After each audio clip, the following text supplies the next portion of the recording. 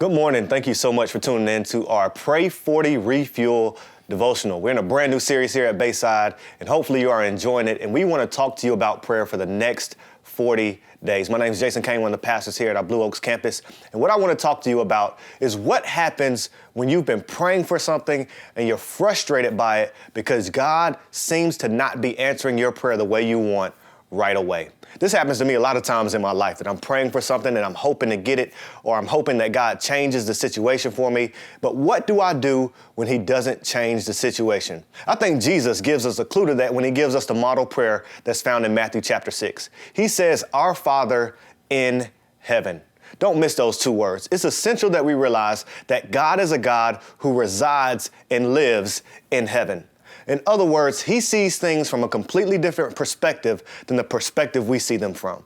Believe it or not, I learned a lesson about this by way of my dog. A few months ago, I was feeling guilty, so I bought my kids a little small dog. And what we find out about this little dog is he loves peanut butter sandwiches. I refused to make the peanut butter sandwiches for him for a while, but now I make them. And what I've learned is when I go and I get the ingredients, the bread and the peanut butter, and I take them over to the island and begin to prepare the sandwich for him, that he loves to stand at me, stare at me, and bark.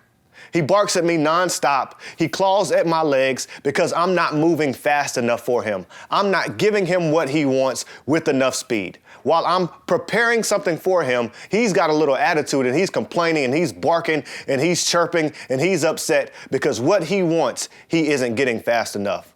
Believe it or not, I learned a lesson from my little dog is that sometimes when it comes to my prayer life, I'm just like my dog.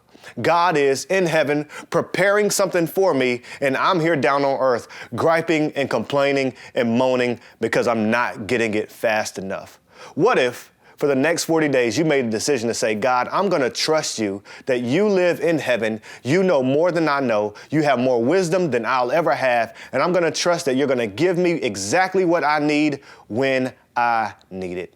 Over these next 40 days, as you're committing yourself to prayer, I want to challenge you not to be like my dog and complain and moan because God isn't giving you what you want exactly when you want it, but trust him over time to be the person that supplies your needs and has all the wisdom that it takes to give you exactly what you need in your life. It's a simple lesson to learn.